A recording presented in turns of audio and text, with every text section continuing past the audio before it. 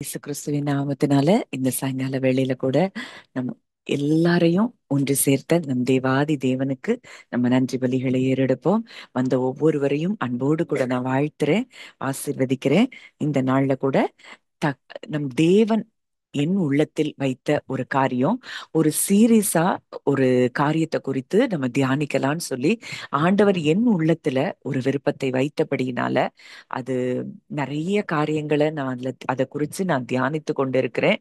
ஏன்னா இந்த காரியம், அதாவது பயத்தை குறித்து, பயத்திலிருந்து நம்ம எப்படி விடுதலை பெறுவது. இன்னைக்கு நம்ம வாழ்க்கையில வந்த எல்லா கவலைகள், இருக்கிற கவலைகள் எல்லாவற்றிற்கும் என்னென்னலாம் நம்ம லைஃப்ல இன்னைக்கு ஃபேஸ் பண்றோமோ அதுக்கு எல்லாத்துக்கும் ரூட் என்னன்னு பார்த்தோம் அப்படின்னா பயம்.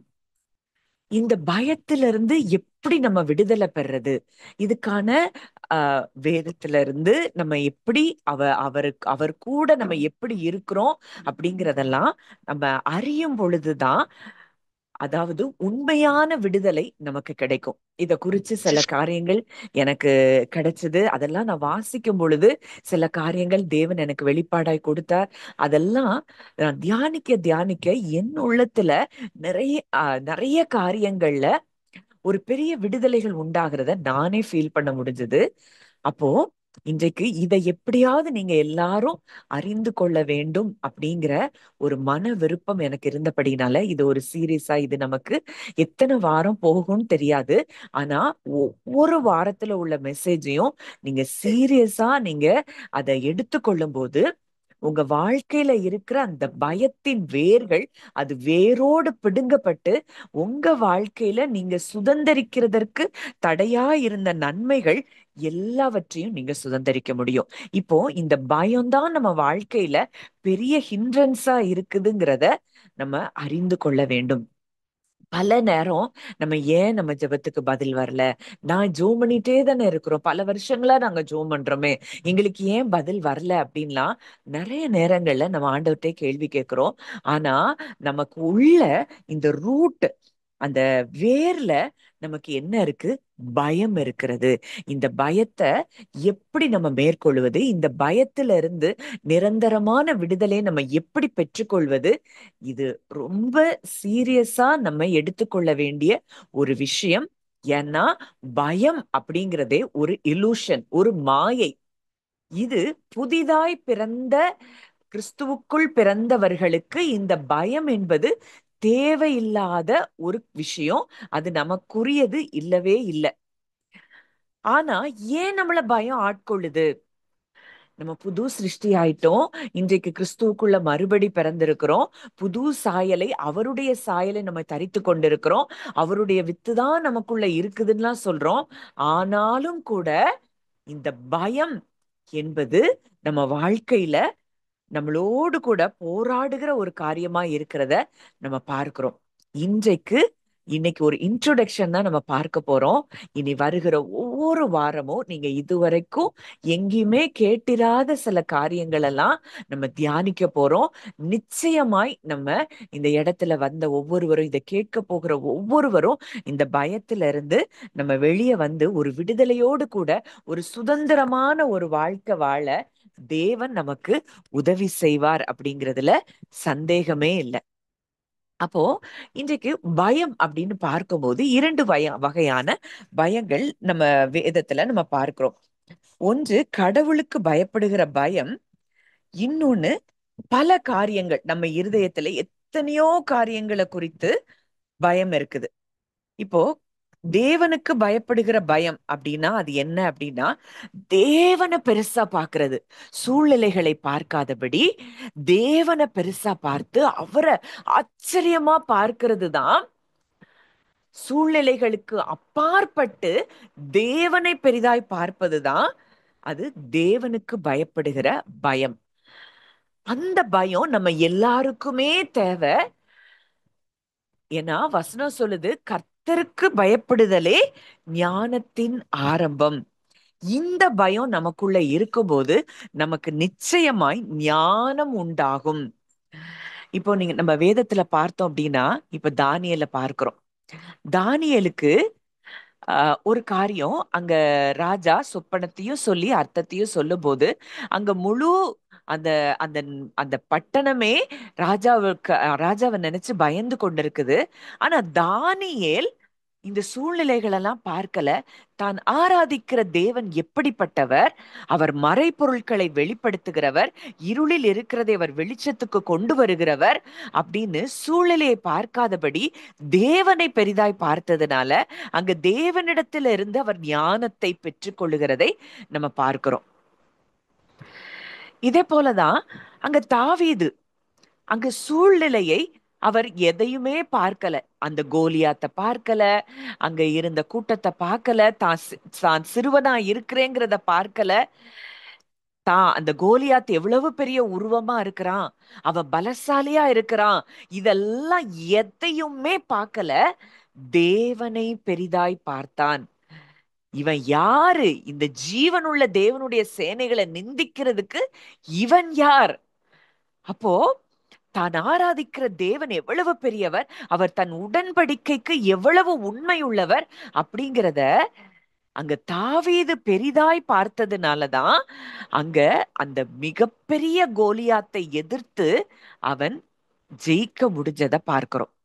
இன்றைக்கு தானியேல், தாவீது, இன்னும் எத்தனையோ பரிசுத்தவான்கள், சாத்ராக், மேஷாக், அபேத்நேகோ சூழ்நிலைகளை பார்க்காதபடி தேவனை பெரிதாய் பார்த்ததினால நம்ம 12 பேர் வேவுக்காரர்கள் போறாங்க. அந்த 2 பேர் சூழ்நிலைய பார்க்கல, அவங்க ராட்சதர்கள் மாதிரி இருந்ததை பார்க்கல. மற்ற 10 பேரும் எதை பார்க்கிறாங்க? அவங்க ராட்சதர்களா இருக்கிறாங்க, பெரிய உருவமா இருக்கிறாங்க, இவங்களை நம்ம எப்படி மேற்கொள்ள முடியும் அப்படின்னு பார்த்தாங்க. இன்னைக்கு நம்ம கூட அப்படிதான். இந்த பலவீனம் இவ்வளவு பெருசா இருக்கு, இந்த பிரச்சனை இவ்வளவு பெருசா இருக்கு, இதை எப்படி நான் மேற்கொள்ள முடியும், இதுல இருந்து நான் எப்படி வெளியே வர முடியும் அப்படின்னு சொல்லி சூழ்நிலைய பார்த்து கொண்டே இருந்தோம்னா நம்ம ஒரு காலும் நம்ம ஜெயிக்கவே முடியாது. மாறாக அன்றைக்கு எப்படி அந்த பரிசுத்தவான்கள், அந்த 2 வேவுக்காரர்கள் காலேபும் யோசுவாவும், கர்த்தர் நம்ம மேல பிரியமா இருந்தா நம்ம ஈஸியா எளிதாய் அந்த தேசத்தை நம்ம சுதந்திரித்து கொள்ள முடியும். ஏன்னா அந்த இடத்துல அவங்க தேவனை பெரிதாய் பார்க்கிறத நம்ம பார்க்கிறோம். அப்போ இப்படிப்பட்ட ஆவி உள்ளவர்களாய் நம்ம இருக்கணும். இன்னைக்கு நான் சும்மா ஒரு சாயங்கால வேளையில ஆண்டவர் கூட பேசிட்டே இருக்கிறப்போ சாலமோன் நினைவு வந்தது. அப்போ சாலமோன் கிட்ட ஆண்டவர் கேக்குறாரு, நீ விரும்புகிறதை என்னிடத்தில் கேள். அப்ப நான் ஆண்டவர்ட்ட சொன்னேன், அப்பா நீங்க என்கிட்ட ஒரு ஒரு ஒரு நீ விரும்புகிறதை என்கிட்ட கேள் அப்படின்னு நீங்க சொன்னீங்க அப்படின்னா நான் ஒன்னே ஒண்ணு நீங்க எனக்கு தரணும். நான் உங்களை எல்லா சூழ்நிலைகளிலும் உங்களையும் உங்க வார்த்தையையும் நான் பெருசா பார்க்கக்கூடிய அந்த கிருபையும் அந்த ஆவியும் எப்பொழுதும் என் கூட இருக்கணும். அந்த கிருபை எனக்கு வேணும். இதுதான் என்னுடைய விண்ணப்பமா இருக்குது அப்படின்னு சொல்லி நான் ஆண்டவர் கூட பேசிட்டு இருந்தேன். கொஞ்சம் நீங்க யோசித்து பாருங்க. இப்படிப்பட்ட அவருக்கு பயப்படுகிற பயம், அவருடைய வார்த்தைகளை பெரிதாய் பார்ப்பதும், சூழ்நிலைகளை பார்க்காதபடி அவரை பெரிதாய் பார்க்கிறவர்களும் தான் வேதத்துல விசுவாசத்தில் வெற்றி பெற்ற பரிசுத்தவான்களாய் நம்ம பார்க்கிறோம். எபிரேயர் 11 விசுவாச வீரர்கள் பட்டியல் இருக்குன்னா அதுல அவங்க அத்தனை பேரும் தேவனை பெரிதாய் பார்த்தவர்களாய் இருந்ததை தான் நம்ம பார்க்கிறோம். அங்க நோவாவுக்கு அங்க ஆண்டவர் சொல்றாரு, ஆனா அத்தனை வருஷம் பேழை அவர் உண்டு பண்ணும் பொழுது அந்த ஜனங்கள் எவ்வளவோ கேலி கிண்டல்கள் எல்லாம் பண்ணிட்டு தான் இருந்தாங்க. ஆனா கூட அங்க தேவனை நோவா பெரிதாய் பார்த்ததுனால அங்க நோவாவினுடைய குடும்பம் அங்கே காக்கப்பட்டதை பார்க்கிறோம். இன்னைக்கு நம்ம யார பெரிதாய் பார்க்கிறோம், எதை பெரிதாய் பார்த்து கொண்டிருக்கிறோம்? அப்போ நீங்க ஒவ்வொருவரும் நம்ம ஜெபிக்கும் பொழுது நீங்க கேளுங்க, ஆண்டவரே நாங்க உங்களை பெரிதா பார்க்கணும், உங்க வார்த்தைகளை நாங்க பெரிதாய் பார்க்கணும், இந்த கிருபைய மாத்திரம் எங்களுக்கு தாங்க. இது ஒண்ணு இருந்ததுன்னா போதும், நம்ம வாழ்க்கையில மற்ற எல்லா காரியங்களும் அது தானாய் நமக்கு நடக்கக்கூடியதா இருக்கிறத நம்ம அறிந்து கொள்ளலாம். அடுத்ததா இது தேவனுக்கு பயப்படுகிற பயம். இதுலதான் ஞானம் இருக்கு. யோசேப்புக்கு தேவனுக்கு பயப்படுகிற பயம் இருந்தபடியினாலதான் அந்த தேசத்துக்கே அதிபதியாய் அவன் உயர்த்தப்பட்டதை நம்ம பார்க்கிறோம்.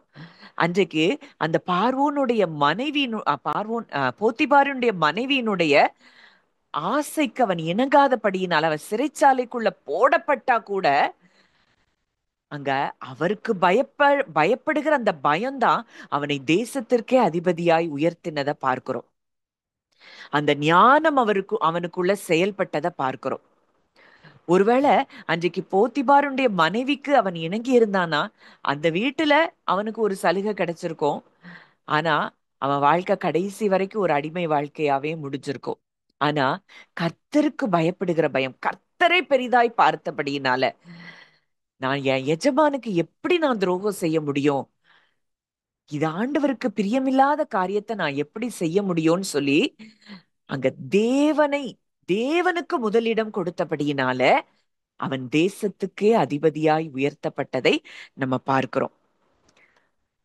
அப்போ இந்த பயம் நம் ஒவ்வொருவருக்கும் அவசியமான ஒரு பயம். அதாவது பயம்னா பயந்து நடுங்கிக்கிட்டு இருக்கிறதெல்லாம் இல்ல. அவருக்கு பிள்ளை ஆயிட்டோம் நம்ம. இன்னைக்கு அப்பான்னு எப்ப கூப்பிட்டாலும் அப்பா நமக்கு பதில் கொடுக்கிற ஒரு நல்ல தகப்பனா இருக்கிறார். ஆனால் எல்லாவற்றிற்கும் அப்பால் அவரை வித் டீப் ரெஸ்பெக்ட், அவர் ஆச்சரியமா பார்க்கிறது, அவர் அதிசயமாய் பார்க்கிறது, அவரை பெரிதாய் பார்க்கிறது தான் கர்த்தருக்கு பயப்படுதல். இப்ப அடுத்ததா சில பயங்கள் இருக்கு. மனிதர்களை குறித்து பயம், ஏதாவது ஆபத்து வந்துருமோன்னு பயம், எதிர்காலத்தை குறித்து பயம், இதெல்லாம் அடுத்த லிஸ்ட் பயங்கள்ல. ஆனா ஆண்டவர் சொல்றாரு, தேவன் நமக்கு பயமுள்ள ஆவியை கொடாமல். அப்போ தேவன் இன்னைக்கு ஒரு வார்த்தைய வேதத்துல நமக்கு சொல்லிட்டார். அப்போ பயமுள்ள ஆவிங்கிறது அவர்கிட்ட இருந்து வர்ற ஆவியே இல்ல. இன்னைக்கு நம்ம இருதயத்துல பயம் அப்படின்னு ஒண்ணு இருந்ததுன்னா நிச்சயமா சொல்ல முடியும், அது தேவனிடத்திலிருந்து வந்தது அல்ல. அன்றியும் நாம் திரும்பவும் பயப்படுகிறதற்கு அடிமைத்தனத்தின் ஆவியை பெறாமல். நம்ம இன்றைக்கு அடிமைத்தனத்தின் ஆவி நமக்கு இல்ல, பயமுள்ள ஆவியை தேவன் நமக்கு கொடுக்கல அப்படின்னா, இன்னைக்கு நமக்குள்ள பயம் இருக்குதுன்னா இது எங்க இருந்து வந்தது? முதல் ஆதாம் இடத்திலிருந்து வந்த காரியமா இருக்கிறத நம்ம பார்க்கிறோம். இந்த முதல் ஆதாம் எப்பொழுது அந்த பிரிவினையின் மனப்பான்மை அவனுக்கு வந்ததோ, அந்த தோட்டத்துல அதுவரைக்கும் பகலின் குளிர்ச்சியான வேளையில ஆண்டவரோடு கூட உலாவி கொண்டிருந்த அந்த ஆதாம் அங்க பிரிவினை வந்தவுடன் அங்க அங்க என்ன வருது? கைவிடப்பட்டதை போல அவன் உணர்கிறான், நான் பயந்து ஒளிந்து கொண்டிருக்கிறேன். இந்த பயங்கிறதே இந்த முதல் ஆதாமிடத்திலிருந்து வந்த காரியம். ஒருவனுடைய மீறுதலினாலே உலகம் முழுவதும் எல்லா மனுக்குலமும் என்னதான் பெற்றுக்கொண்டது? மரணத்தை பெற்றுக்கொண்டது. மாம்ச சிந்தை மரணம். இப்ப பயம் அப்படிங்கிறதே என்ன அப்படின்னா மாம்ச சிந்தை. மரணம் அப்படின்னா செப்பரேஷன்ல இருந்து வர்றது. மாம்ச சிந்தைக்கு உட்பட்டவர்கள் தேவனுக்கு பிரியமாய் இருக்க மாட்டார்கள். அப்படின்னா என்ன அர்த்தம்? இந்த மாம்ச எண்ணங்கள்லயே பயத்தின் எண்ணம், இது எல்லாமே முதல் ஆதாம்க்குரியது. இப்படி இருக்கும்போது இவங்க தேவனை பெருசாவே பார்க்க முடியாது. மாம்ச சிந்தை தேவனுக்கு விரோதமான பகை. தேவனை எந்த சூழ்நிலையிலலாம் நம்ம பெருசா பார்க்காம சூழ்நிலையை நம்ம பெருசா பார்த்து கொண்டு இருக்கிறோமோ அந்த இடத்துல எல்லாவற்றிலையும் மரணம் ஆளுகை செய்து கொண்டிருக்கிறது அப்படிங்கிறத நம்ம அறிந்து கொள்ளணும். அப்போ இந்த பயத்துல இருந்துதான் நம்ம இன்னைக்கு ஒரு இன்ட்ரோடக்ஷன் தான். இன்னைக்கு நம்ம ரொம்ப டீப்பரா போகல, ஏன்னா இந்த பயத்தை குறித்ததான ஒரு பேசிக் நாலேஜ் நமக்கு இன்னைக்கு ஆண்டவர் நமக்கு கற்றுக் கொடுப்பார். அதுக்கு அடுத்த இன்னும் போக போக போக நம்ம டீப் ரெவலேஷன்ஸ் ஆண்டவர் தருவாரு. நம்ம யார் அப்படிங்கிறத ஆண்டவர் ஆணித்தரமா நமக்கு வெளிப்படுத்தும் போது நிச்சயமாய் இந்த பயங்கள் எல்லாம் உங்க வாழ்க்கையில இருந்து கரைந்து போகிறதை நீங்க பார்ப்பீங்க. இப்போ சில பயங்களை குறித்து நம்ம பார்க்க போறோம். அதாவது ஆஹ் ஆதியாகமம் 26:7. மனிதர்கள் அவன் மனைவியை குறித்து விசாரித்த போது, இவள் என் சகோதரி என்றான். ரெபெக்காள் பார்வைக்கு அழகுள்ளவளானபடியால் அவ்விடத்து மனிதர்கள் அவள் நிமித்தம் தன்னை கொல்லுவார்கள் என்று எண்ணி அவளை தன் மனைவி என்று சொல்ல பயந்தான். இந்த பயம், இதே பயம் அந்த தகப்பனாகிய ஆபிரகாமுக்குள்ளேயும் இருந்தது.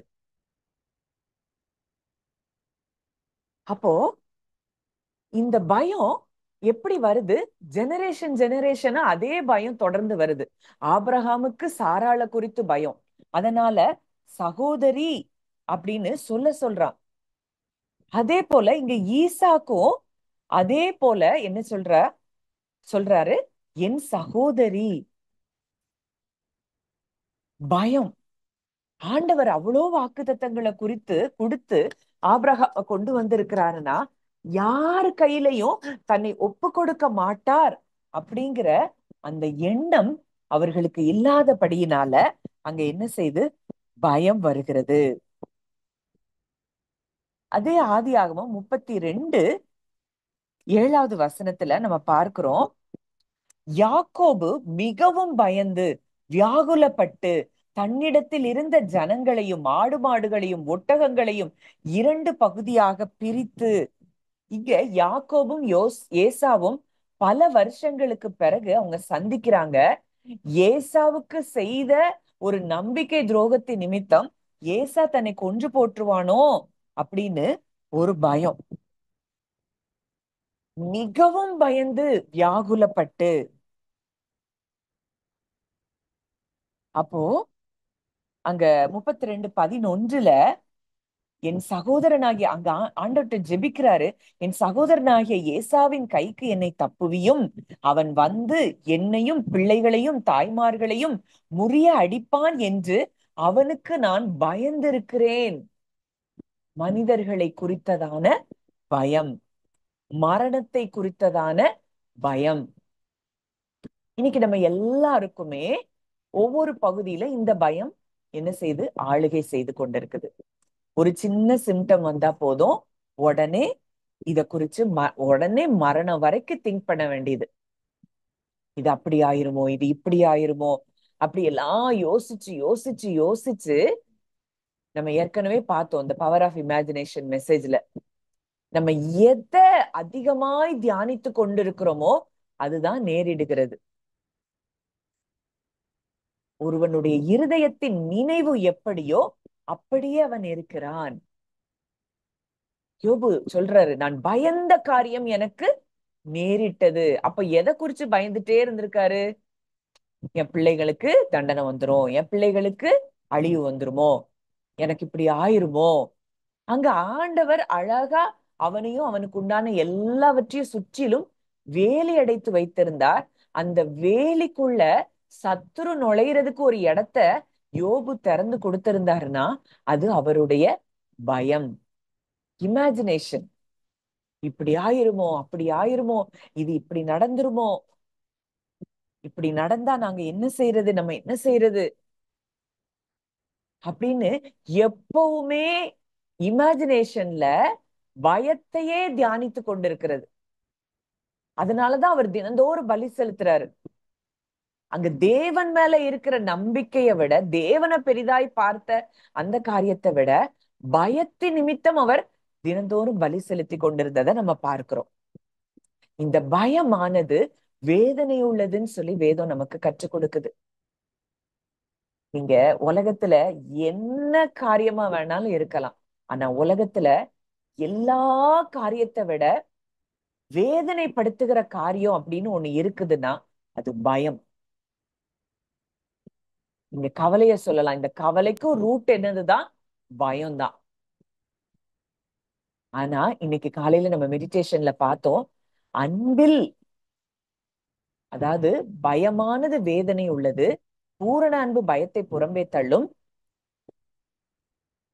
அன்பில் பூரணப்பட்டவர்கள் என்ன செய்ய மாட்டாங்களாம்? பயப்பட மாட்டாங்களாம். பயப்படுகிறவன் அன்பில் பூரணப்பட்டவன் அல்ல.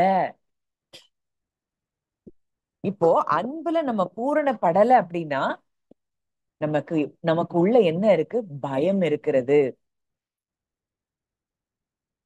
அடுத்ததா பயம் என்ன காரியத்துக்காக நமக்கு வருது அப்படின்னா, இங்க 10 வாதைகள் முடிஞ்சு அங்க பார்வோன் இஸ்ரவேல் ஜனங்களை அங்க விடுவிச்சிட்டாரு. இங்க எகிப்தியர்கள் இவங்களுக்கு பின்னாடி துரத்திட்டே வராங்க. பார்வோனுடைய மனது மாறிடுச்சு. இவங்க இப்ப இத்தனை பேர் அடிமை, நமக்கு வேலை செஞ்ச அடிமைகள் நம்மளை விட்டு போறாங்களே அப்படிங்கிற அந்த ஒரு காரியத்தை நிமித்தம் பார்வோன் அவங்கள பின்துரத்தி கொண்டு வர்றான். அங்க இஸ்ரவேல் மக்கள் அவங்கள பார்த்த உடனே அங்க என்ன செய்யறாங்க? பயந்து போகிறத நம்ம பார்க்கிறோம். யாத்ராகமம் 14வது அதிகாரம் 10வது வசனம். பார்வோன் சமீபித்து வருகிற போது இஸ்ரவேல் புத்திரர் தங்கள் கண்களை ஏறெடுத்து பார்த்து எகிப்தியர் தங்களுக்கு பின்னே வருகிறதை கண்டு மிகவும் பயந்தார்கள். அப்பொழுது இஸ்ரவேல் புத்திரர் கர்த்தரை நோக்கி கூப்பிட்டார்கள். அப்போ எந்த அளவுக்கு அவங்க அத்தனை அற்புதங்களை பார்த்தா கூட இந்த பார்வோனை பார்த்த உடனே, பார்வோனையும் அவன் சேனையையும் பார்த்த உடனே அவங்களுக்கு என்ன வந்துருச்சு? பயம் வந்துருச்சு. ஒரே நாள்ல அத்- அந்த இரவுல அங்க எகிப்தின் தலைச்சங்கள் எல்லாம் சங்கரிக்கப்பட்டு இவங்க குடும்பங்கள் எல்லாம் பாதுகாக்கப்பட்டு இவங்க வெளியில வராங்க. ஆனா கூட அதை எதையும் அவர்களால நினைச்சு கூட பார்க்க முடியல. அந்த அளவுக்கு பார்வோனை பார்த்த உடனே பயம் உண்டாகிறத நம்ம பார்க்கிறோம். அப்போ இப்படி நமக்கு தீங்கு நடந்துருமோ, சத்ருவின் நிமித்தம் நமக்கு தீங்கு நடந்துருமோ, மனிதர்கள் நிமித்தம் நமக்கு தீங்கு நடக்குமோ அப்படின்னு சொல்லி நம்ம பயந்து கொண்டே இருந்தோம்னாலும் அந்த இடத்துலயும் நம்ம கர்த்தருக்கு பயப்படுகிற பயம் இல்லாததுனாலதான், தேவனை எந்த சூழ்நிலையிலையும் பெரிதாய் பார்க்காததன் விளைவுதான் நமக்கு பயம் உண்டாகிறத நம்ம பார்க்கிறோம். அங்க யோசேப்பு மரியாளை தள்ளி விடுகிறதற்கு அவர் யோசனையா இருக்கிறாரு. அவ அவ அவள் நல்லவள் அப்படிங்கிறத யோசேப்புக்கு கண்டிப்பா அவர் அறிந்து வைத்திருப்பார். ஆனா கூட இப்படி ஒரு பெண்ணை நம்ம திருமணம் செய்யும் போது நமக்கு அவமானம் வருமே அப்படின்னு ரகசியமாய் அவளை தள்ளிவிட மனதாய் இருந்தாராம். இது தனிப்பட்ட முறையில நம்ம வாழ்க்கையில ஏற்படுகிற பயமா இருக்கிறத நம்ம பார்க்கிறோம். அங்க சீஷர்கள் அங்க என்ன செய்யறாங்க? கடல்ல பிரயாணம் பண்ணி கொண்டிருக்கும் போது அவங்களுக்கு ஒரு பயம் வருது. என்ன பயம்? நம்ம இந்த தண்ணீர்ல மூழ்கி போயிருவோமோ. அங்க கூடையே ஒருவர் இருக்கிறார். அந்த கூடையே ஒருவர் இருக்கிறார். அவரை என்ன செய்ய முடியல? பார்க்க முடியல. எத்தனையோ அற்புதங்களை அவர் செய்ததை அவங்க கண்ணால பார்த்துட்டாங்க. ஆனா கூட அவங்களுக்கு என்ன என்ன இருக்கு? பயம்தான் இருக்கிறத நம்ம பார்க்கிறோம். அப்போ இன்னைக்கும் நம்ம வாழ்க்கையிலயும் இப்படி தேவையில்லாத பயங்கள் எத்தனை எத்தனை உங்க எண்ணங்கள்ல ஓடிட்டு இருக்கு. இன்னைக்கு உங்க சரீரத்துல நீங்க பார்க்கிற சிம்டம்ஸ், இல்ல உங்க குடும்பத்தாருடைய சரீரங்கள்ல நீங்க பார்க்கிற சிம்டம்ஸா இருக்கலாம். இல்ல உங்க பினான்சியல்ல நீங்க ஏதாவது ஸ்ட்ரகிள் பண்ணிட்டு இருக்கலாம். இல்ல பிசாச குறிச்சு நீங்க பயந்துட்டு இருக்கலாம். இது எதுவா இருந்தாலும் அது எதுவும் நம்மை அணுக முடியாது, சேதப்படுத்த முடியாது. அப்போ இப்படிப்பட்ட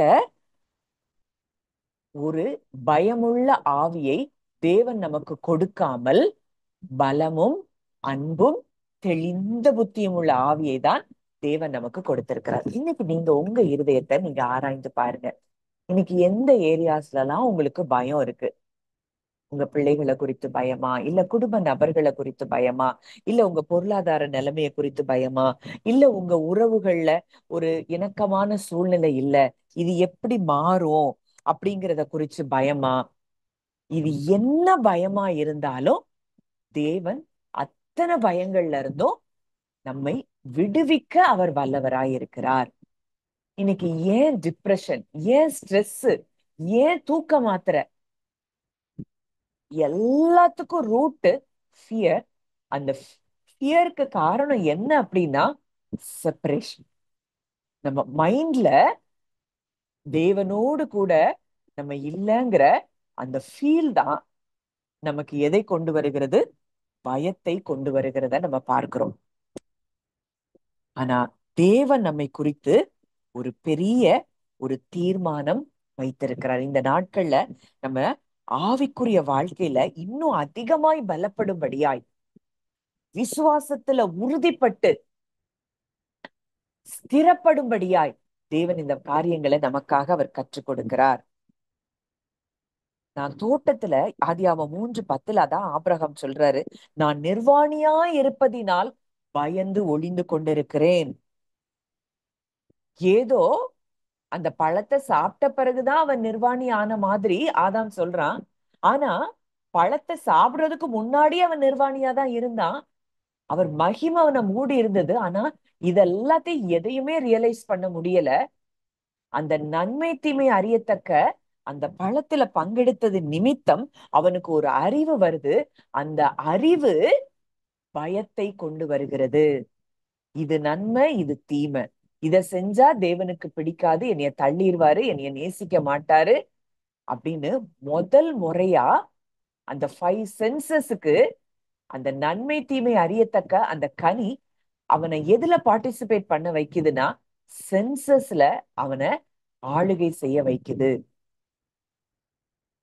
அது வரைக்கும் உற்சாகமா சந்தோஷமா தேவனோடு கூட உலாவி கொண்டிருந்தவன், அவன் ஐம்புலன்கள் சொல்லுகிற காரியத்துக்கு எப்ப அவன் ரெஸ்பாண்ட் பண்ண ஆரம்பிச்சானோ அந்த செகண்ட்ல இருந்து அவனை பயம் பிடித்து கொள்ள ஆரம்பித்ததை நம்ம பார்க்கிறோம். மத்தேயு 8:26 அங்க இயேசு அந்த சீஷர்களை பார்த்து சொல்றாரு, அந்த புயல் அடிக்கும் போது, அற்ப விசுவாசிகளே ஏன் பயப்பட்டீர்கள்?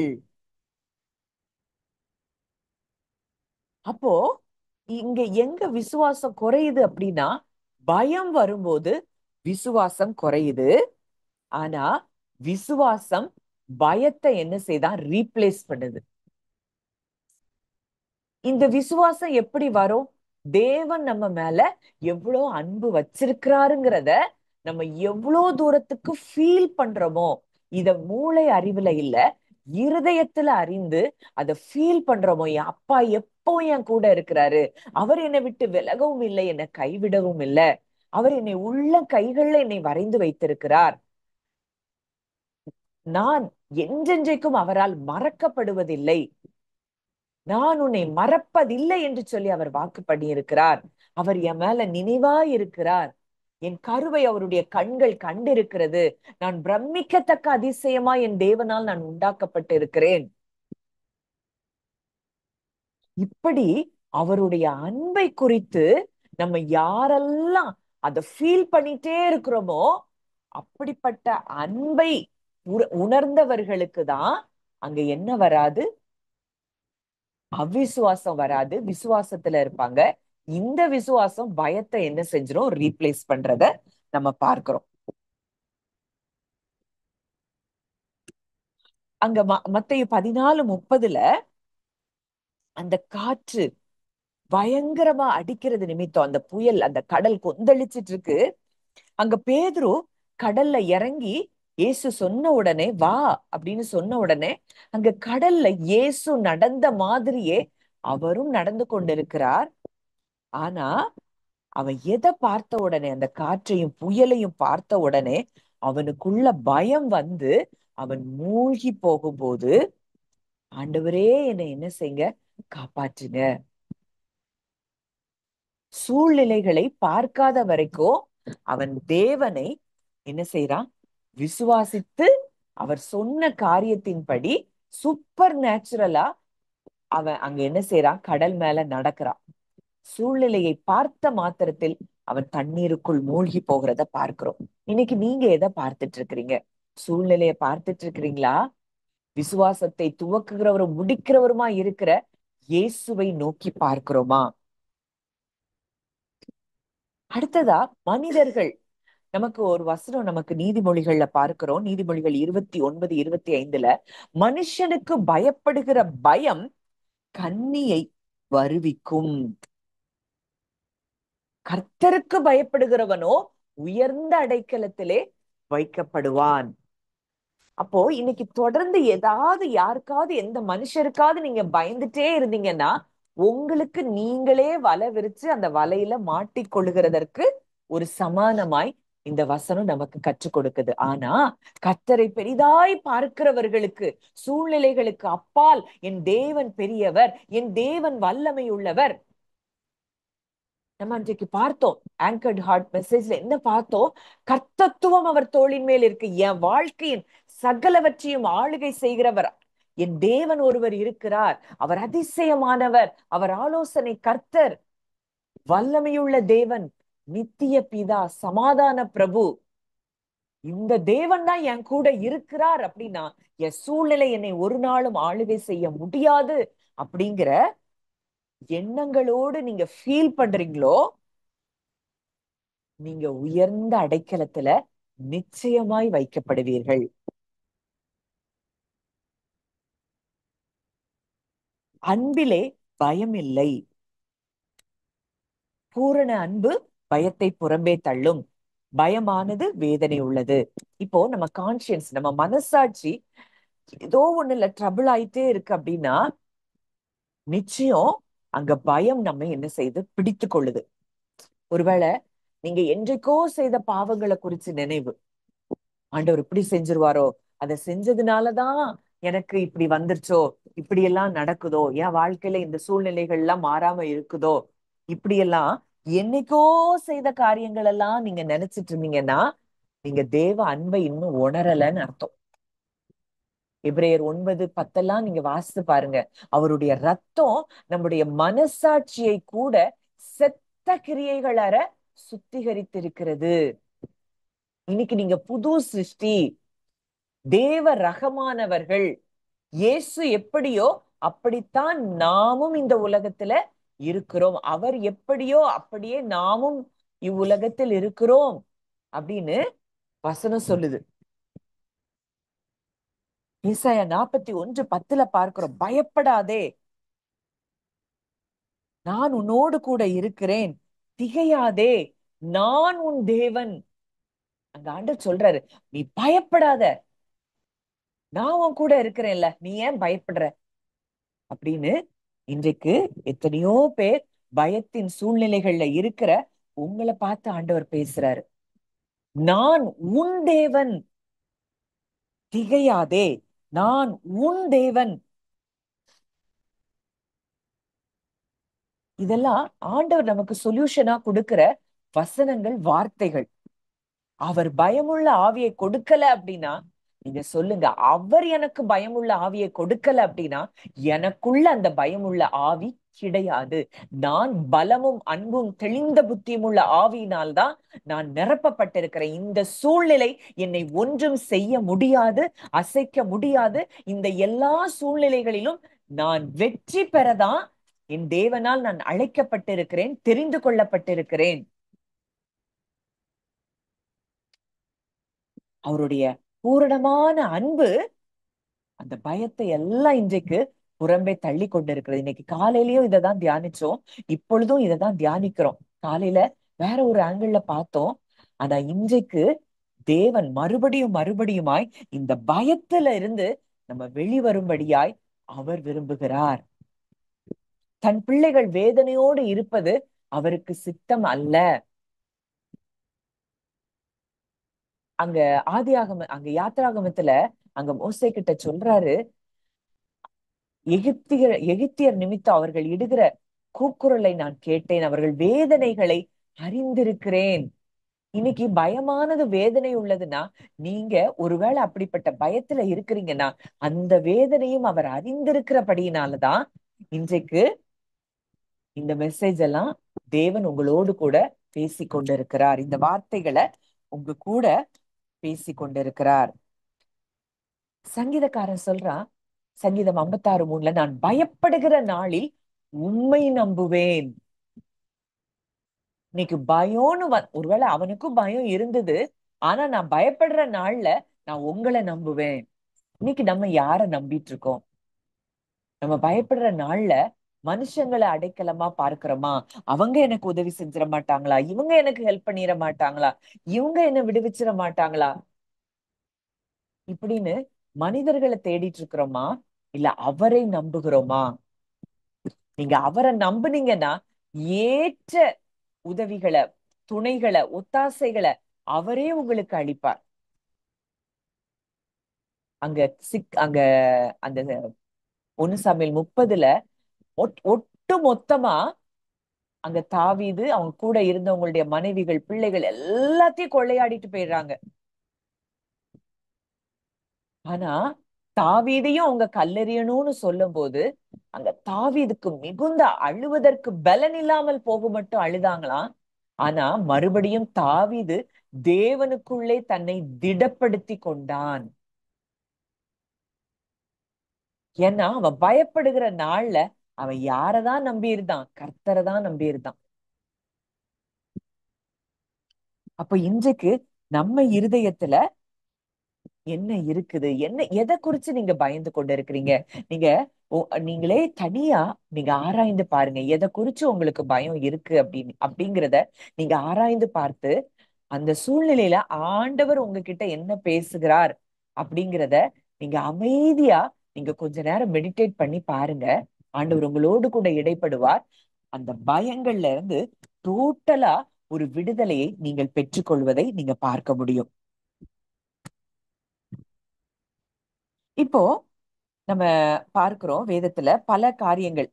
அந்த இஸ்ரவேல் மக்கள் அவங்க இன்னும் மரணம் அடையல. அங்க யாத்ராகமம் 14:11 எகிப்துல பிரேத குழிகள் இல்லைன்னா இந்த வனாந்திரத்துல எங்களை கொண்டு வந்து சாகும்படி பண்ணுகிறீர் அப்படின்னு மோசே கிட்ட கேக்குறாங்க.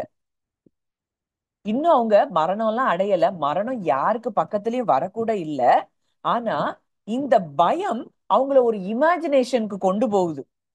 மரணம் வந்துருமோ, நம்ம எல்லாரும் செத்து போயிருவோமோ, அப்படி சாகிறதுக்கா அந்த தேவன் நம்மை வெளியில கொண்டு வருவார் அப்படிங்கிறத அவங்க கொஞ்சம் கூட ரியலைஸ் பண்ண முடியாத அளவுக்கு ஃபியர் அப்படியே அவங்கள கிரிப் பண்ணிக்கிட்டு. ஆனா தேவன் தம்முடைய வல்லமை அங்க வெளிப்படுத்தி செங்கடலை இரண்டாய் பிளந்து, நீங்க பார்த்தது ஒன்லி இமேஜினேஷன் அப்படிங்கிறத அவர் வெளிப்படுத்துகிறார். ஒரே மனுஷனுடைய விசுவாசம் அந்த மோசே கிட்ட பேசுறார். நீங்கள் நின்று கொண்டு கர்த்தர் உங்களுக்கு இன்றைக்கு செய்யும் ரட்சிப்பை பாருங்கள். நீங்கள் தரித்து நின்று கர்த்தர் உங்களுக்கு செய்யும் ரட்சிப்பை பாருங்கள். அப்போ அது கர்த்தர் செய்கிற ரட்சிப்பை பாருங்கள்னு சொன்ன உடனே மோசேக்கு ஒரு நம்பிக்கை வந்தது. நீ உன் அவன் கோலை நீட்டுறான், அந்த சமுத்திரம் ரெண்டாய் பிளக்கிறது. அங்க இருந்த எந்த யாருக்குமே விசுவாசம் இல்ல. இந்த ஒரு மனிதனுடைய விசுவாசம். இப்போ இன்னைக்கு உங்க சுத்தி உள்ளவங்களுக்கு விசுவாசம் இல்லாமல் இருக்கலாம். ஆனா உங்க விசுவாசம் என்ன செய்யும்? வழியே இல்லாத இடத்துல வழியை உண்டு பண்ணி தர அது வல்லதா இருக்கிறத நம்ம பார்க்கிறோம். அந்த வசனத்தை நான் வாசிக்கிறேன். அப்பொழுது மோசே ஜனங்களை நோக்கி பயப்படாதிருங்கள். ஏன்னா ஆண்டவர் அதுக்கு முன்னாடி மோசே கிட்ட பேசுறாரு. அவர் பேசின பிறகு மோசே அந்த ஜனங்கள்கிட்ட சொல்றாரு, நீங்கள் நின்று கொண்டு இன்றைக்கு கர்த்தர் உங்களுக்கு செய்யும் ரட்சிப்பை பாருங்கள். இன்றைக்கு நீங்கள் காண்கிற எகிப்தியரை இனி என்றைக்கும் காண மாட்டீர்கள். கர்த்தர் உங்களுக்காக யுத்தம் பண்ணுவார், நீங்கள் சும்மா இருப்பீர்கள். அப்போ கர்த்தர் திருப்பி மோசையை பார்த்து சொல்றாரு, என்னிடத்துல முறையிடுங்க. முறையிடுகிறது என்ன?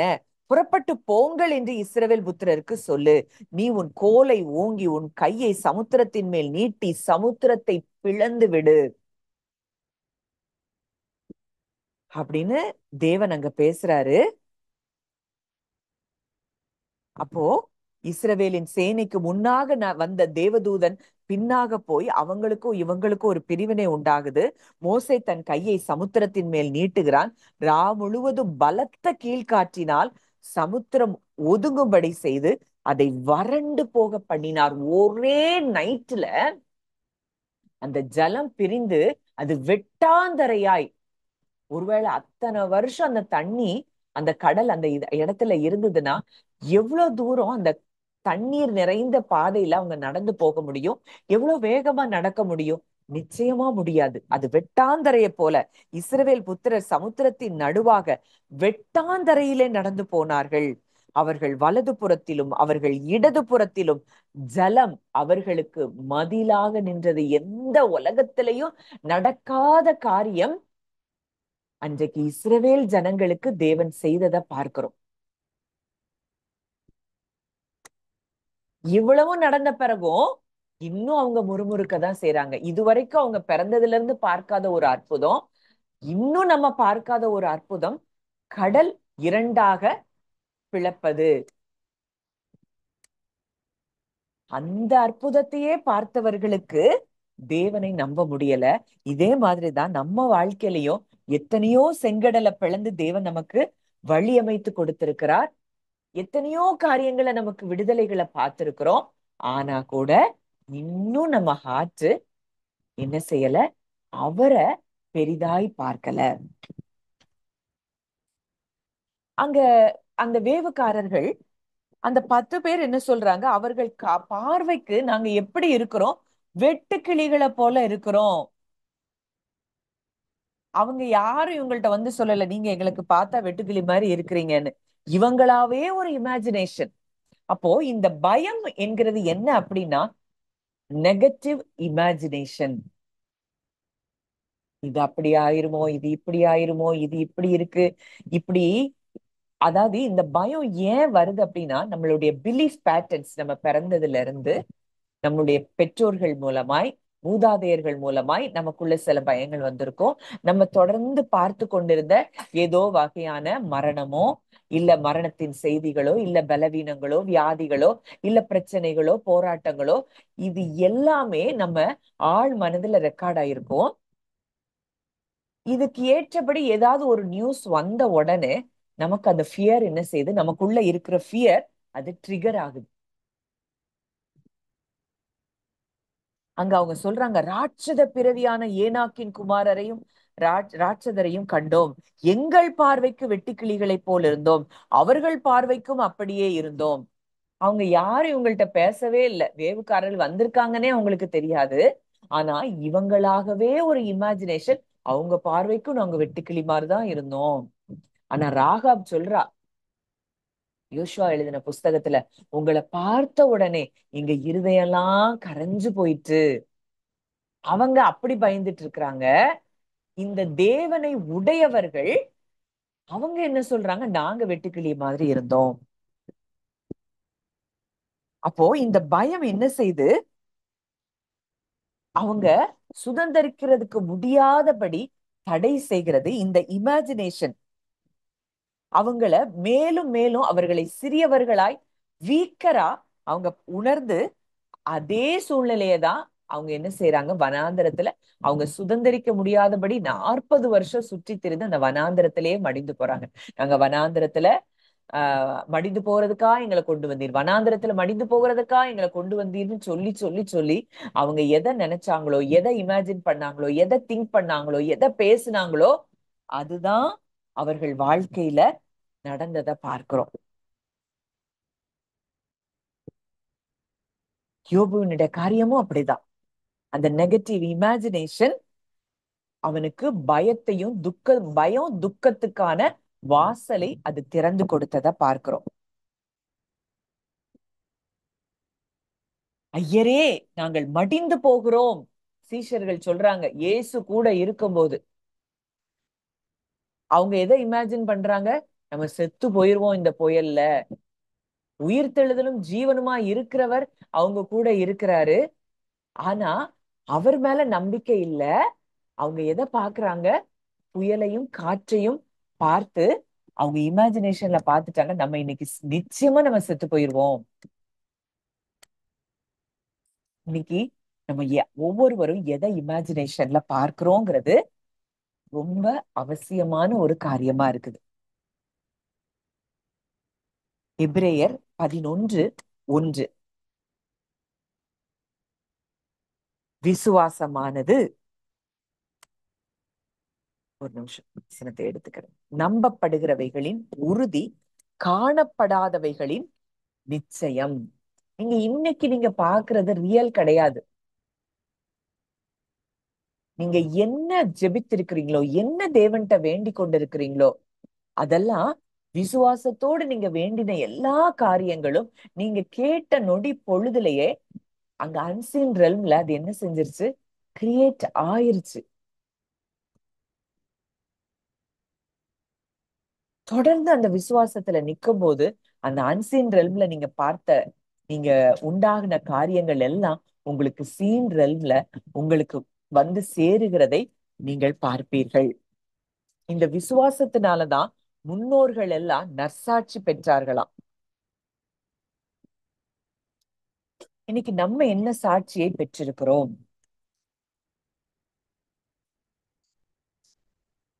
அப்போ இந்த பயம் அப்படிங்கிறது எதிர் விளைவுகளை உண்டு பண்ணக்கூடிய காரியம்.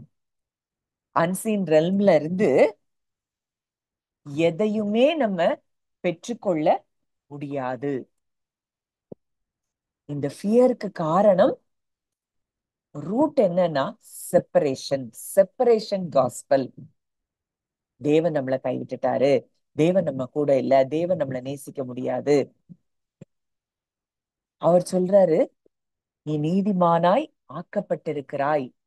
ரோமர் 5ல பார்க்கிறோம், ஒருவனுடைய மீறுதலினாலே அநேகர் பாவிகள் ஆக்கப்பட்டது போல ஒருவருடைய கீழ்ப்படிதலினாலே அநேக நீதிமான்கள் ஆக்கப்படுவார்கள். நம்ம நீதிமான்கள் ஆக்கப்பட்டிருக்கிறோம். இதுதான் காஸ்பல். கொலோசேர் 1ல பார்க்கிறோம், நம்ம பரிசுத்தமாய் குற்றமற்றவர்களாய் கண்டிக்கப்படாதவர்களாய் தமக்கு முன் நிறுத்தும்படியாக அப்படியானார். அப்ப நம்ம பரிசுத்தமாய் அவர் பார்க்கிறார், குற்றமற்றவர்களாய் பார்க்கிறார், கண்டிக்கப்படாதவர்களாய் பார்க்கிறார்.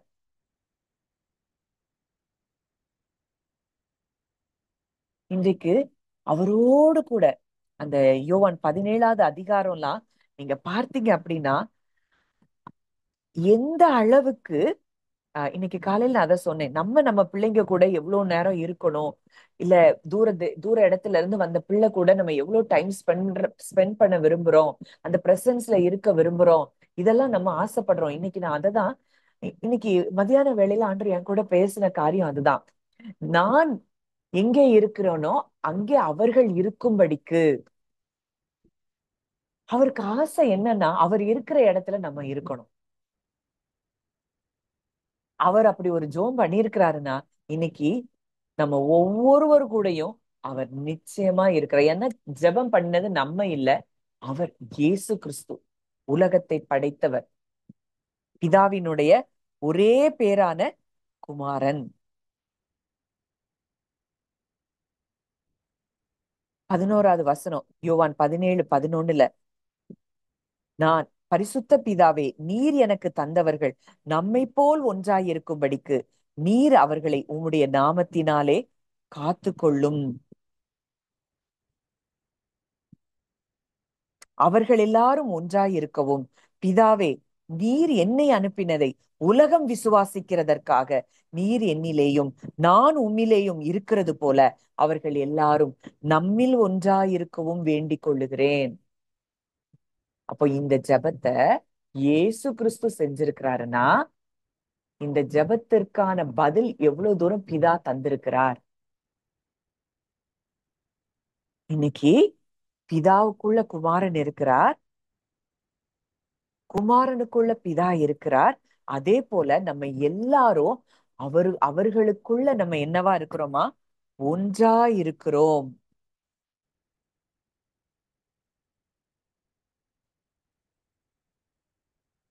23வது வசனத்துல பார்க்கிறோம், ஒருமைப்பாட்டில் அவர்கள் தேறினவர்களாய் இருக்கும்படிக்கு நீர் என்னில் அன்பாயிருக்கிறது போல அவர்களிலும் அன்பாயிருக்கிறதையும் உலகம் அறியும்படிக்கு.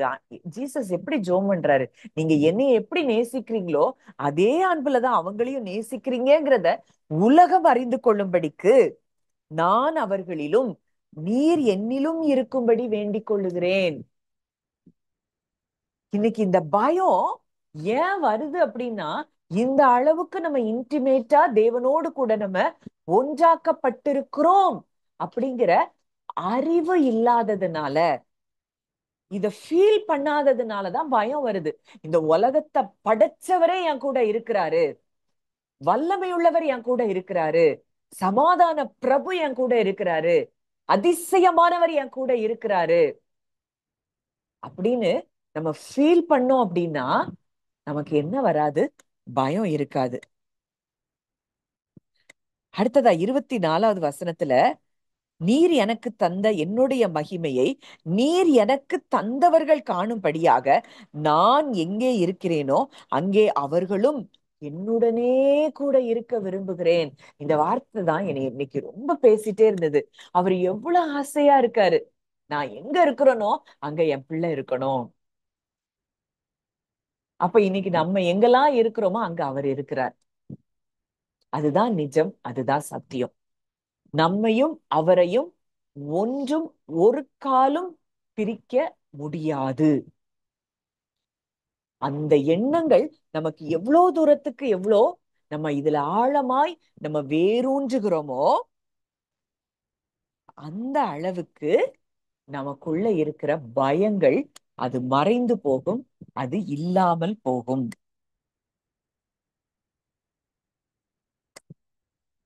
அப்போ இந்த பயம் இன்னும் நம்ம அடுத்த வாரங்கள்ல வர்ற வாரங்கள்ல எல்லாம் நம்ம தியானித்து பார்க்க பார்க்க பார்க்க உங்க இருதயம் நிச்சயமாய் அது கொழுந்து விட்டு எரியும். இந்த பயத்தின் வேர்கள் எல்லாம் அது வேரோடு சுட்டரிக்கப்படுகிறதை நீங்க நிச்சயமா உங்க வாழ்க்கையில உணர்வீங்க. சுதந்திரமாய் விடுதலையான ஒரு வாழ்க்கையை தான் தேவன் நமக்கு வைத்திருக்கிறார் அப்படிங்கிறத நீங்கள் அறிந்து கொள்வீர்கள். இன்னும் இந்த வார்த்தையை நீங்க ஆழமா தியானித்து பாருங்க. இன்னைக்கு உள்ள மார்னிங் மெடிடேஷன், இப்போ உள்ள இந்த பிரேயர் செஷன்ல உள்ள இந்த கேட்ட வார்த்தைகள், இதை நீங்க தியானித்து பார்க்க பார்க்க பார்க்கவே எந்த ஏரியாஸ்ல எல்லாம் நீங்க பயந்துட்டு இருக்கீங்கிறது உங்களுக்கு தெரியும். அந்த ஏரியாஸ்ல தேவன், ஜீசஸ், ஃபாதர் காட் நம்ம கூட இருக்கிறாங்க. நம்ம எப்படி நம்ம பிள்ளைங்க கூட டைம் ஸ்பெண்ட் பண்றது, நம்ம பிள்ளைங்க நம்ம பிரசன்ஸ்ல அவங்க இருக்கணுங்கிறத விரும்புறது, இதெல்லாம் நம்ம எவ்வளவுத்துக்கு எவ்வளவு அதிகமா வாஞ்சியா விருப்பமா இருக்கிறோமோ அதை விட பல மடங்கு திருத்துவ தேவன் நம்ம மேல எப்படி இருக்கிறாரு? வாஞ்சையாய் விருப்பமாய் இருக்கிறார். என் பிள்ளை என் கூட இருக்கணும், என் பிள்ளை நான் இருக்கிற இடத்துல இருக்கணும், அதனால அவங்க இருக்கிற இடத்துல நான் இருப்பேன். இன்னைக்கு கிறிஸ்துவுக்குள்ள நம்ம இருக்கிறோம், கிறிஸ்து நமக்குள்ள இருக்கிறார்னா இத்தகைய இவ்வளோ பெரிய கர்த்தரை தெய்வமாக கொண்ட ஜனம் பாக்கியம் உள்ளது. இவ்விதமான சீரை பெற்ற ஜனம் பாக்கியம் உள்ளது. இன்னைக்கு நீங்களும் நானும் தான் பாக்கியம் உள்ளவர்கள். இஸ்ரவேலே, கர்த்தரால் ரட்சிக்கப்பட்ட ஜனமே, உனக்கு ஒப்பானவன் யார்? இன்னைக்கு நமக்கு ஒப்பானவர்கள் யாருமே இல்லையா. அவரால் ரட்சிக்கப்பட்ட ஜனம் இன்னைக்கு பரலோகத்தை திறந்து பூமிக்கு வந்து நமக்காக எல்லாவற்றையும் செய்து முடித்த அந்த இயேசு கிறிஸ்து, நமக்காக குமாரனையே கொடுத்த பிதாவாகிய தேவன், நம்மில் என்றென்றைக்கும் தங்கி இருக்கக்கூடிய பரிசுத்த ஆவியானவர், இந்த ஐக்கியத்துக்குள்ளதான் நம்ம இருக்கிறோம். ஆதாம் இழந்து போனது இந்த ஐக்கியத்தை தான். அவன் மனதளவுல அவங்க எப்பவும் நேசிச்சா கூட அந்த ஐம்புலன்கள்ல ஆத்துமாவில இருந்து அவன் செயல்பட ஆரம்பித்தது நிமித்தம் அந்த அன்பு அவன் உணராத இடத்துல இருந்தான். இன்றைக்கு உயிர்ப்பிக்கிற ஆவியானவருக்குள்ள நம்ம வந்தது நிமித்தம் இன்றைக்கு இந்த இந்த செப்பரேஷன்ல இல்ல, நம்ம ஐக்கியத்துக்குள்ள வந்துட்டோம். கொய்னோனியா, ஐக்கியம். எங்களுடைய ஐக்கியம் பிதாவோடும் அவருடைய குமாரனாகிய இயேசு கிறிஸ்துவோடும் இருக்கிறது. 1 யோவான்ல பார்க்கிறோம். அப்ப அந்த ஐக்கியத்துல நம்ம இருக்கிறோங்கிறத நம்ம எவ்வளவுத்துக்கு எவ்வளவு நம்ம ஆழமா அறிந்து கொள்ள ஆரம்பிக்கிறோமோ, நமக்குள்ள இருக்கிற பயத்தின் வேர்கள் அது நிச்சயமாய் அது வேரோடு பிடுங்கப்படுகிறதை நம்ம பார்க்கிறோம்.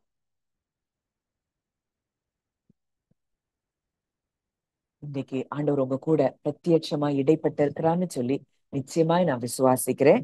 இனி வருகிற வாரங்கள்ல இத குறிச்சு நம்ம டீப்பா தியானிச்சு பார்ப்போம். நீங்க இத கண்டிப்பா நீங்க இத மேக்சிமம் முடிஞ்சவங்க அட்டென்ட் பண்ணுங்க, முடியலன்னா கூட இந்த மெசேஜ நீங்க கேட்டுருங்க. கண்டிப்பா ஆண்டவர் உங்க கூட. ஏன்னா இதுக்காக நான் எடுத்துக்கொள்ளுகிற பிரயாசம் ஆஹ் அது கர்த்தருக்கும் எனக்கும் மாத்திரம்தான் தெரியும். அதுக்காக நிறைய நான் வேலை செய்ய வேண்டியது இருக்கு. எத்தனையோ காரியங்கள். காலையில மெடிடேஷன் ப்ரேயருக்கு நம்ம ப்ரிப்பேர் பண்ணணும். அது போக இந்த ப்ரேயர் செஷன் எனக்கு, ஏன்னா இது நம்ம விடுவித்தாதான் நம்ம அவருக்குள்ள என்றென்றைக்கும் நிலைத்திருக்க முடியும். என் இருதயத்துல உள்ள ஒரு வாஞ்சை, தேவன் என் இருதயத்துல வைத்த விருப்பம், இந்த சத்தியத்தை எப்படியாவது புரிந்து கொள்ளக்கூடிய அளவுக்கு சிம்பிளிஃபை பண்ணி அது அது எல்லாருக்கும் போய் சேரணும்னு சொல்லி நான் விரும்புறேன். இந்த சீரீஸ்க்காகவே நீங்க எஸ்பெஷலி உங்க பிரேயர்ஸ்ல நீங்க நினைச்சுக்கோங்க. ஏன்னா இது நம்மை விடுவிக்க கூடிய ஒரு காரியமா இருக்குது. கர்த்தர் இந்த வார்த்தைகள் மூலம் நம்மை விடுவித்து பெரிய பெரிய சாட்சிகளா இந்த பூமியில நம்மை நிறுத்துவார் அப்படிங்கிறதுல சந்தேகமே இல்லை. பிரேயர் ரெக்வெஸ்ட் எதுவும் இருக்கா? Testimonies, prayer request.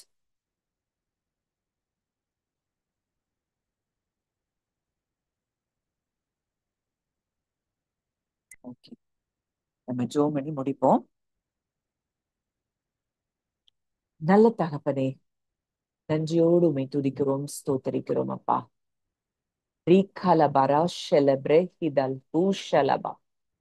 அப்பா, இந்த வேளையில கூட கர்த்தாவே, நாங்க எங்க இருக்கிறோமோ அங்கெல்லாம் நான் இருக்கிற இடத்துல அவங்க இருக்கணும்னு நீங்க ஜெபித்தீங்கப்பா.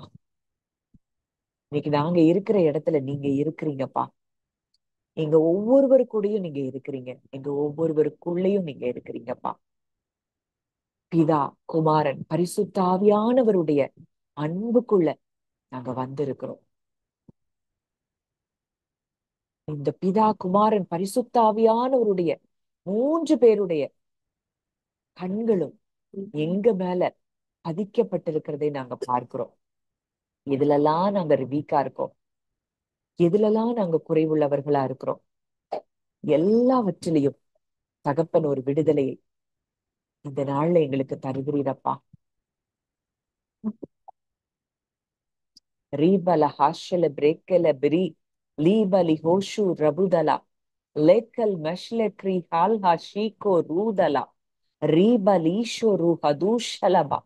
அப்பா, இங்க வந்த ஒவ்வொருவருடைய இருதயத்திலையும் இன்றைக்கு விதைக்கப்பட்ட இந்த வார்த்தைகள் 100 மடங்கு பலன் தரும்படி நான் ஜெபிக்கிறேன் அப்பா. எல்லா விதத்திலும் சோர்வுகள் விலகட்டும், பயங்கள் விலகட்டும், கவலைகள், குழப்பங்கள் விலகட்டும், அவிசுவாசங்கள் விலகட்டும். பலமும் அன்பும் தெளிந்த புத்தியும் உள்ள ஆவியினால் ஒவ்வொருவரையும் நீங்க நிரப்பும்படி நாங்கள் ஜெபிக்கிறோம் அப்பா. இயேசுவை எப்படி பிதாவானவர் நேசித்தாரோ அதே அன்புலதான் நீங்க எங்களையும் நேசிக்கிறீங்கப்பா. நாங்க அந்த அன்பை ஃபீல் பண்ண எங்களுக்கு ஹெல்ப் பண்ணுங்கப்பா. உணர்வுகள் வரைக்கும் உங்க அன்பை நாங்க உணர எங்களுக்கு உதவி செய்யுங்க. எப்பொழுதும் சந்தோஷமா இருக்க, இடைவிடாமல் ஜெபம் செய்ய, எல்லாவற்றிலேயும் ஸ்தோத்திரம் செய்ய தகப்பன் எங்களுக்கு கிருபை தரும்படி ஜெபிக்கிறோம். உங்களுடைய அன்பின் கரங்கள்ல எங்களை தாழ்த்தி ஒப்பு கொடுக்கிறோம் அப்பா. அன்பை ஆழமா நாங்க அறிய அப்பா, தாயின் கருவில் உருவாவதற்கு முன்பதாகவே உலக தோற்றத்துக்கு முன்பதாகவே எங்களை நேசித்த உம்முடைய அன்பை நாங்கள் அறிந்து கொள்ளுகிறோம் அப்பா. நீர் ஜீவனுள்ள தேவனாய் இங்க கூட நீங்க இருக்கிறீங்கப்பா. எகோவா ரஃபா, எகோவா ஷாலோம், எகோவா ஷம்மா,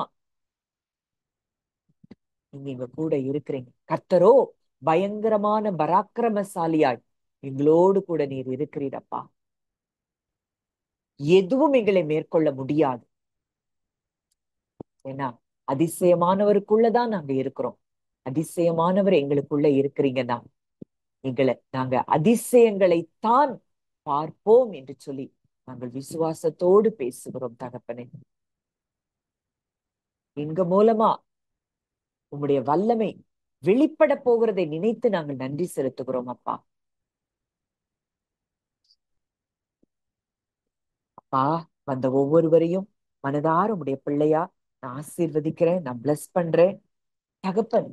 ஒவ்வொருவர் இருதயத்துல இருந்த இந்த பயத்தின் வேர்களை நீர் சுட்டெரித்து போட்டபடியினால் நன்றி செலுத்துகிறோம். இன்னும் ஒவ்வொரு வாரமும் அப்பா உம்முடைய பிள்ளையாகி என்னையும் நீர் மறைத்து நீங்க வெளிப்படும்படியாய் உம்முடைய வார்த்தைகள் சரியாய் உம்முடைய பிள்ளைகளுக்கு போய் சேரும்படியாய் தகப்பனே, இந்த ஆண்டவரே இந்த பயத்தை குறித்ததான ஆழ்ந்த தியானங்களை அப்பா, அந்த விசேஷித்த வெளிப்பாடுகளை இன்னும் எங்களுக்கு அதிகமாய் நீர் தரும்படியாக நாங்கள் ஜெபிக்கிறோம்.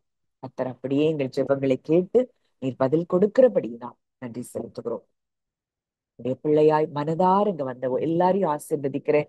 விதைக்கப்பட்ட இந்த வார்த்தைகள் அப்பா நல்ல நிலத்துல விதைக்கப்பட்டிருக்கிறது என்று சொல்லி விசுவாசித்து உமக்கு நான் நன்றி செலுத்துகிறேன். இந்த வார்த்தைகள் 100 மடங்கு ஒவ்வொருவருக்குள்ளும் அது பலன் செய்கிறதை அப்பா நான் விசுவாசித்து உமக்கு நன்றி செலுத்துகிறோம். கரங்களிலே எங்களை தாழ்த்தி ஒப்புக் கொடுக்கிறோம். கர்த்தர் ஆசீர்வதித்து வழி நடத்தும்.